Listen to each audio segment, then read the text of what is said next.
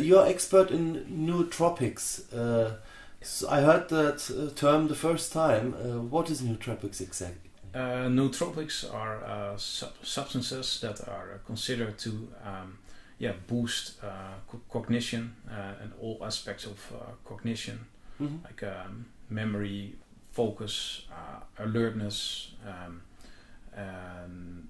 mental speed. All these aspects can be boosted by nootropics, and the word nootropics is derived from two Greek words. Noot, it's like a brain or more mind, and tropine is means to bend. So it's like a bending the mind, boosting the mind. In German, you could say Gehirndoping. Gehirndoping is an established word, I think, a bit in Germany, and there are many types of nootropics because there are many aspects of cognition. So you can also try to bend all kinds of aspects of cognition, like I told, memories, reasoning speed, also creativity, and all these can be bent a bit, improved a bit, in order to it depends. You can set your own goals. It can be for studying, to have more productive study sessions, for examinations, to be more mentally fit during examinations, and can be on a daily basis to improve overall well-being, overall mental competitiveness, in this nowadays in this information overloaded society, to stay ahead of the information and to keep a calm and steady mind, and to know where to put your effort, mental effort. That's I think important nowadays. Also, not only mental, I think also the whole feeling, the whole state of art of the person psychologically, because my nootropics in the university, that's now 10 years ago, or the exam times, those are now 13, 14, 15 years ago, those horrible times where you just learn and say, oh, how can I do that? In the morning, then before the exams, I was listening to Hotel California, and somehow it, not every exam, but at the latest exams, the last years, and it somehow made me feel like, okay, now I go to the exam and I finish it then, and it was a nice special feeling. So music can be also a nootropics. Music can be can be really give a boost to brain activity, and it can definitely bring your mind in a better state for examinations. But with nootropics, really substances that you take in are meant. So like anything that goes through the mouth. Okay. That's and I didn't hear about the nootropics that can be inhaled or something. But I mean everything through the mouth or maybe the nose. But that's the limit for the definition of a nootropic. So you need to somehow get it into your body, and it needs to somehow reach the brain, or the things what support the brain needs to be improved, accelerated, or whatever. Yes, normally you would want it to reach the brain. There are exceptions, of course, because you can also reach the adrenal cortex, for example. What's the adrenal cortex? These are near the kidneys, and they are responsible for the levels of adrenaline, and cortisol also is also produced nearby, and these indirectly also influence brain activity, and for example caffeine also more indirectly than directly affects the brain activity. It boosts central nervous system activity in the whole central nervous system, and but it's not that it's going directly to your brain, and but most are going to the brain, and there they influence certain processes famous one is, I think most people heard of it, is ginkgo biloba. It's like a herb from a Japanese tree, and it's considered to boost, for example, blood flow in the brain. So your blood circulation in the brain is boosted a bit, and the idea behind this is that all kinds of substances that your brain needs, they get faster at the necessary places, so all the processes going on in your brain are enhanced a bit. I think the main effect of ginkgo biloba is not this circulation, but it's has to do with a small but effective boost of noradrenaline levels in the brain. That's I think some research shows this, and my personal opinion is that it's that ginkgo biloba has more to do with this aspect than with the circulation. But anyway, circulation is something that can be boosted with nootropics and can enhance brain function. You can also enhance certain neurotransmitter levels. If so, I already told it is, for example, noradrenaline. If you boost these levels, your brain gets more alert. Then you wake up more and more active. But it's a very singular way of affecting the brain, because after a while this could cause a certain fatigue of the brain. So if you do it for too long, it can cause rebound effects. Some substances that are not considered nootropic, like for example cocaine, boosts, for example, dopamine and also noradrenaline levels. And because that's one important thing I should notice. Only substances that are considered safe and can be used for a long time and are not are beneficial, or at least neutral for general health. They are considered nootropics. So, for example, cocaine also boosts, at least your productivity and certain aspects of cognition, like self-esteem, is boosted. But they are not nootropic because it's unhealthy to use for a long or even short period. Because it gives these huge rebound effects and chances of addiction and all these dramas that are also alcohol, for example, is not a nootropic. It mostly decreases brain functioning, but in a mild dosage it could maybe give a bit of relaxation to the brain, and that's why in some aspects you could perform better, but it's not a nootropic because it has a harmful effect on the body and the brain. Relaxation of the brain, is that detectable? Definitely. I also give neurofeedback in my hometown. It's a type of brain training, and it's a training of brain waves measured with EEG, with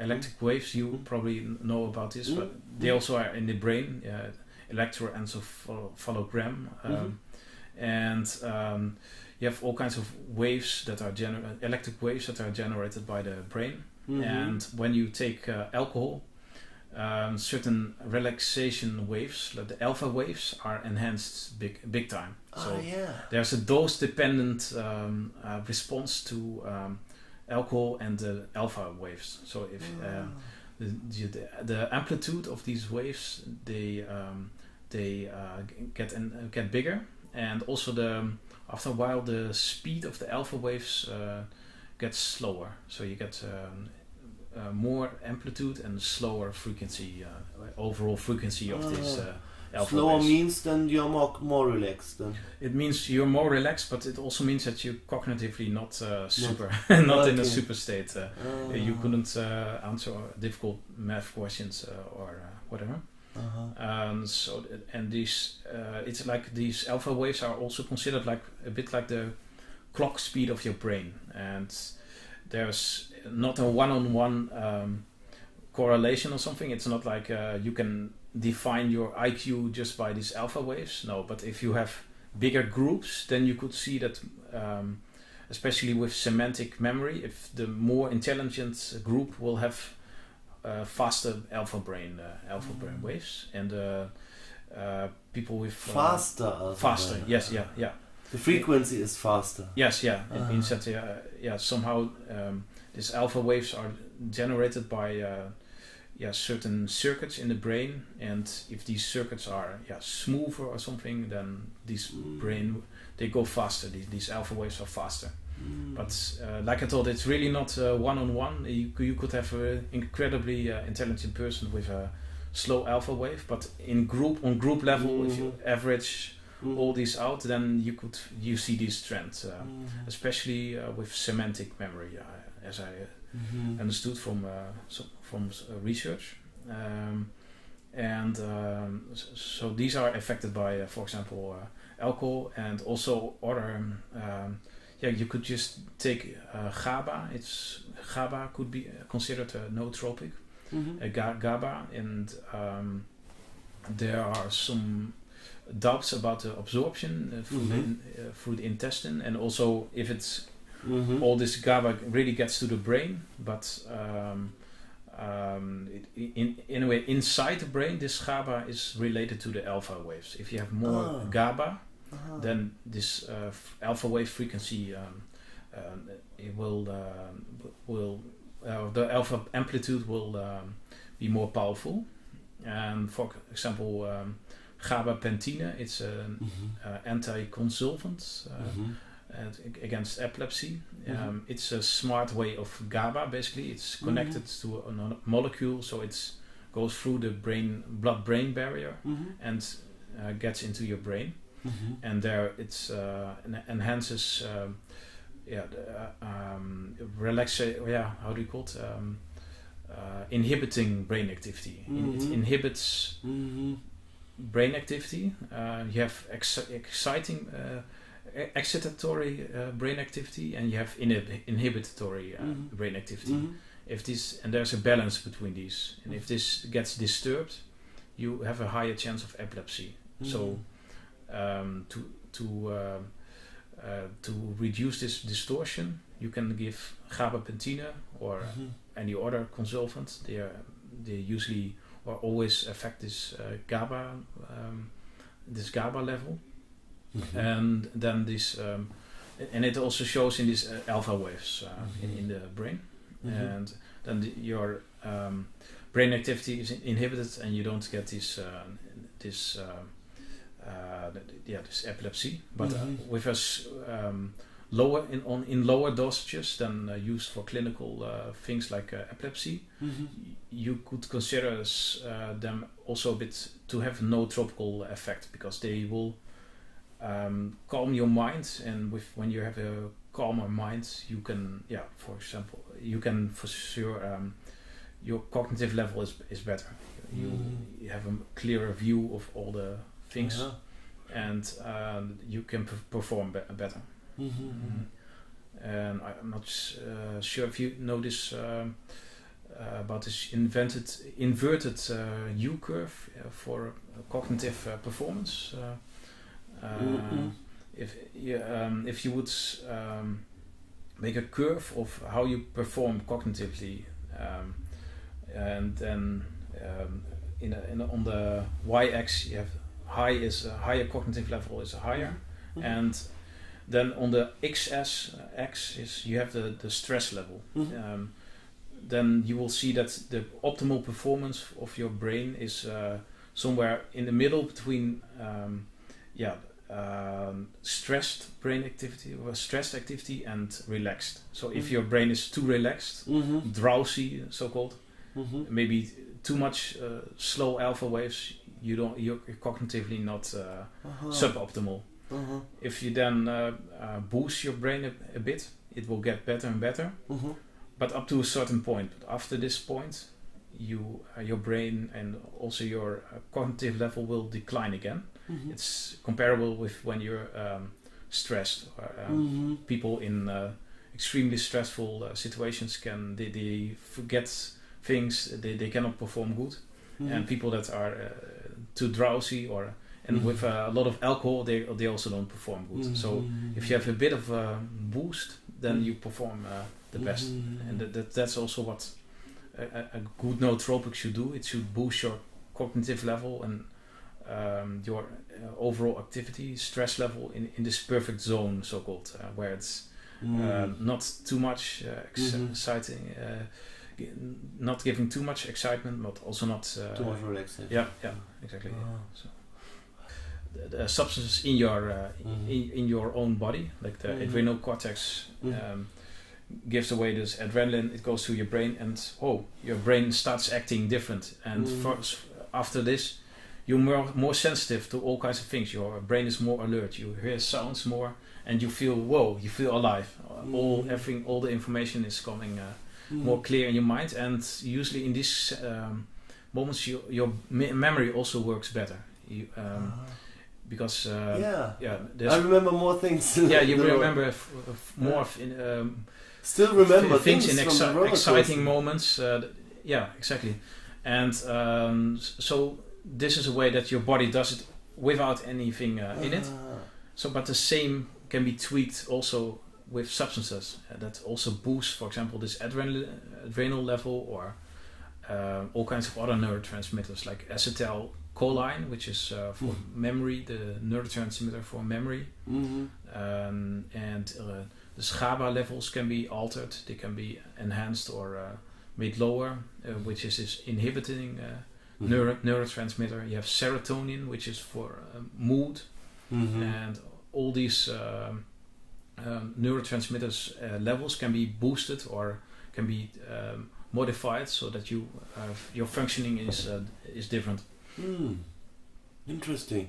So when anything making your brain activity or brain function better, then I would say alkaline hydrogen-rich water is a very high or good nootropicum, as I drink it in the morning and you get immediately awake. When you drink it in the evening before wanting to sleep, you cannot sleep.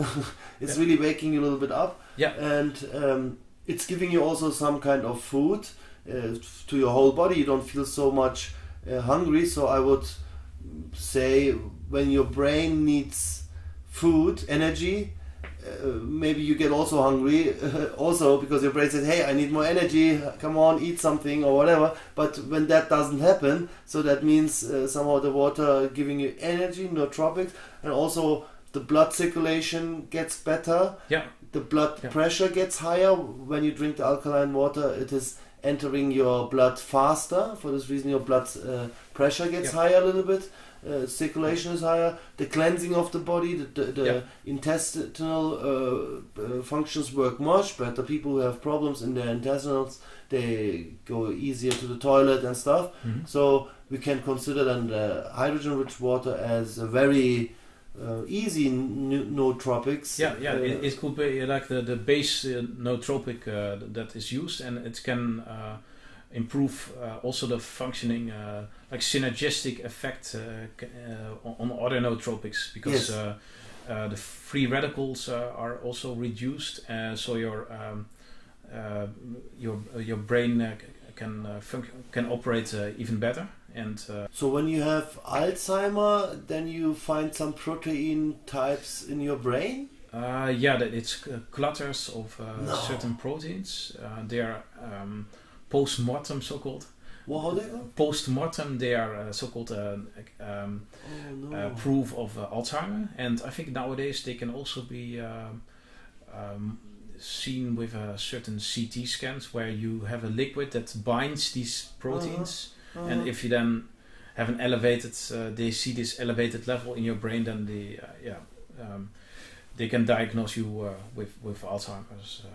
So when the brain cells don't get attacked through free radicals so often, or when they get attacked and there is enough protection mechanisms, then you will, even when you get old, still remember many things or not get so easy Alzheimer. Let's call it like that. Exactly. So brain cleansing is one thing, which is not easy because of the brain-blood barrier. Things cannot get in and bring things outside out again. You know, going in, getting it and bring it out again. That's not an easy thing. So we need to protect the brain, and I think especially from aluminium. I think the fucking aluminium. Yeah, aluminium has been found post-mortem also in Alzheimer, and in I think also along these protein gluon, I think they are called. I don't know the English word. But do you know more about this aluminium in The ugly thing is aluminium has nothing lost in the atmosphere. It is a thing which is in the ground. But we find it nowadays in the atmosphere. Okay. Because of due to this, cars, or is it due to some programs going on where it seems that they spread aluminium, strontium, barium through airplanes globally. Chemtrails they call it, or you can call it also geoengineering or whatever. But aluminium is in the atmosphere, so we breathe it in. Aluminium is in many products inside.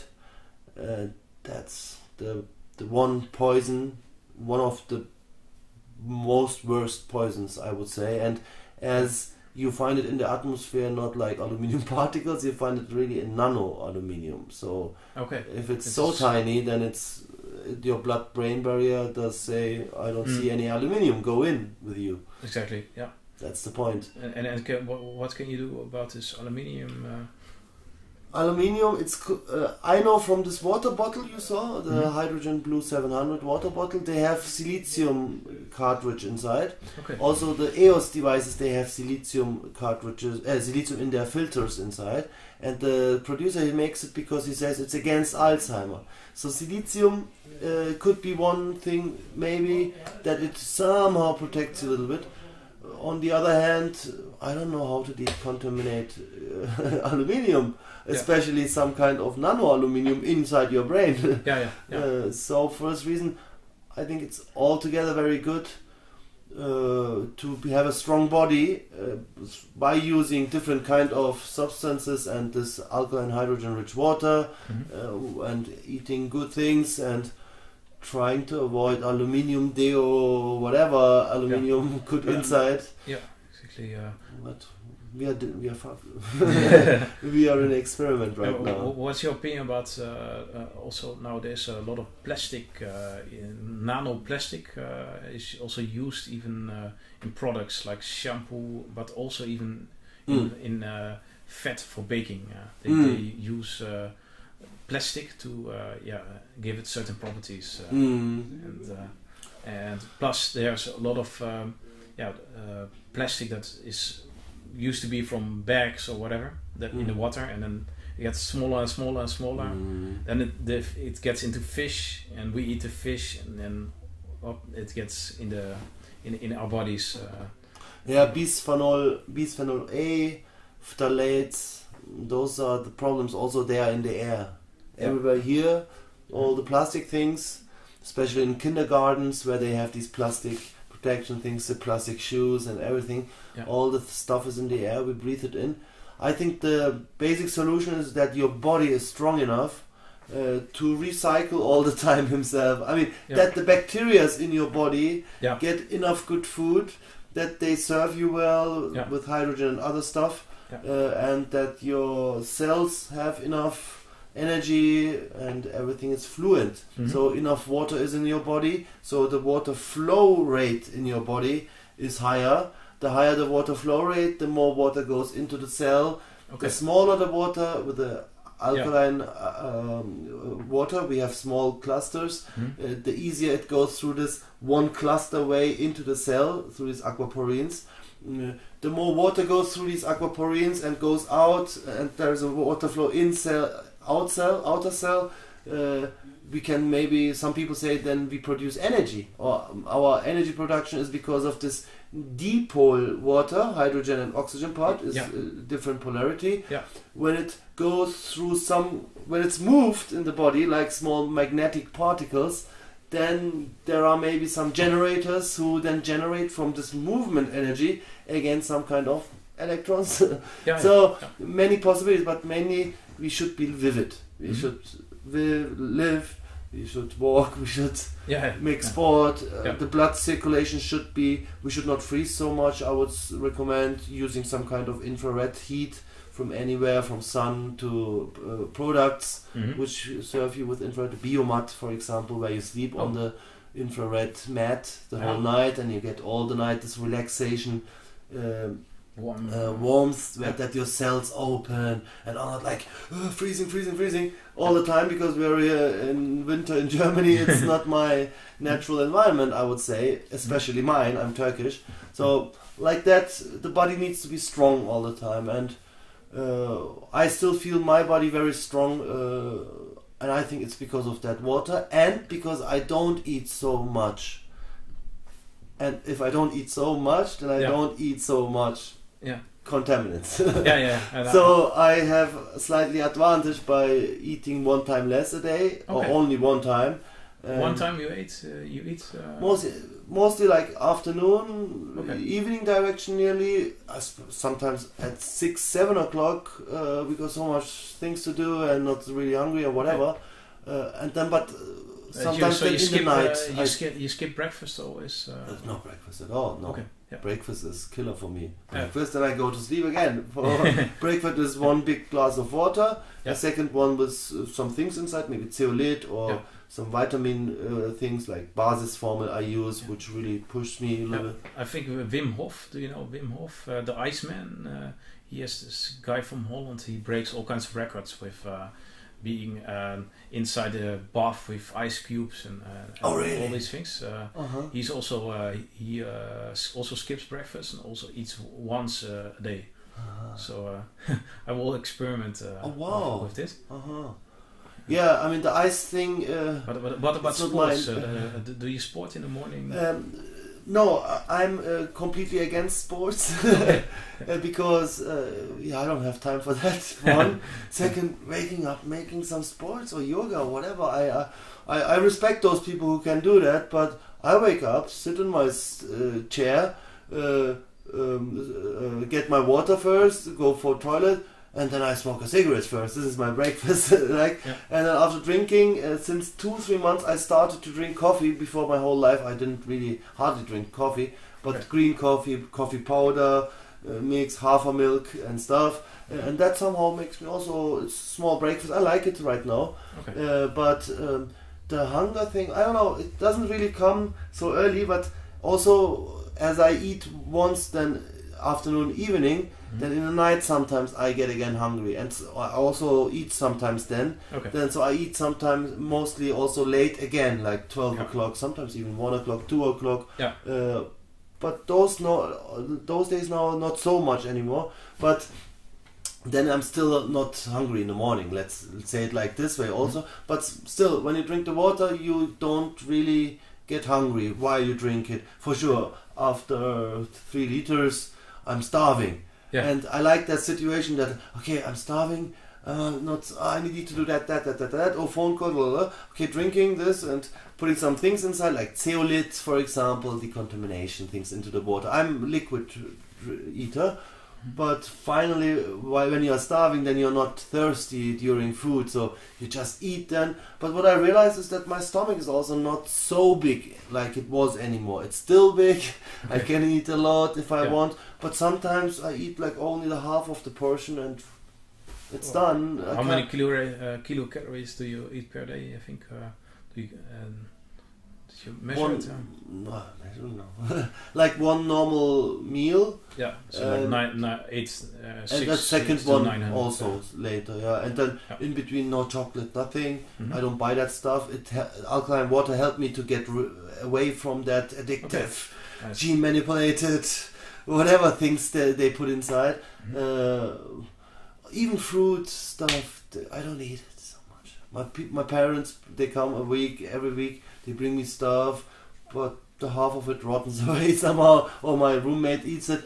But finally, sports thing. I make sport by like my philosophy of sport is every now and then making in a couple of minutes or only 1 hour or whatever, 10, 20 minutes extreme sport, like jumping on the dance floor and yes, whatever, jumping, or being in this situation where I can't anymore, you know, extreme, but basketball I haven't played a lot since many years, but and sometimes I make a handstand because when I see a big area, like, I like to make a handstand from sitting to standing, then I stand there like 20-30 seconds.